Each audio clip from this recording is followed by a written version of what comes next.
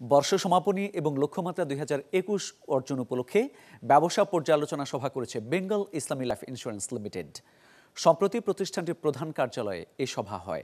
এ সময় মুখ্য নির্বাহী কর্মকর্তা এম মনিরুল আলম বলেন, বেঙ্গল ইসলামী লাইফ ইন্স্যুরেন্স 2021 সালে লক্ষ্যমাত্রা সফলভাবে অর্জন করেছে। বর্তমানে কোম্পানির পরিশোধিত মূলধন 18 কোটি টাকা এবং অথরাইজ মূলধন রয়েছে 100 কোটি টাকা। সভায় প্রকল্প প্রধান ও সিনিয়র ডিএমডি মোহাম্মদ আওলাদ হোসেন, ইসলামী প্রকল্প প্রধান ও senior DMD Mohammad Humayun Kabir, SVP ও সিএফও শামসুল ইসলাম, এসভিপি ও সিওও মোহাম্মদ আলমগীর কবির সহ সিনিয়র কর্মকর্তারা উপস্থিত ছিলেন। যারা আনব্যাংক পিপুল, যাদের ব্যাংক অ্যাকাউন্ট থাকে না, তারাই আসলে বিমার মাধ্যমে যেরকম সঞ্চয় করে, ঠিক একই সঙ্গে তারা একটা আর্থিক নিরাপত্তাও বিধান করে। আমরা করোনাকালীন সময় আছি, মানুষ মারা যাচ্ছে কম, কিন্তু চিকিৎসা ব্যয় অনেক বেড়ে গেছে। সো এই জায়গাটা কাজ করার জন্য আমরা স্বাস্থ্য বিমাকে আমরা ইন্ট্রোডিউস করেছি।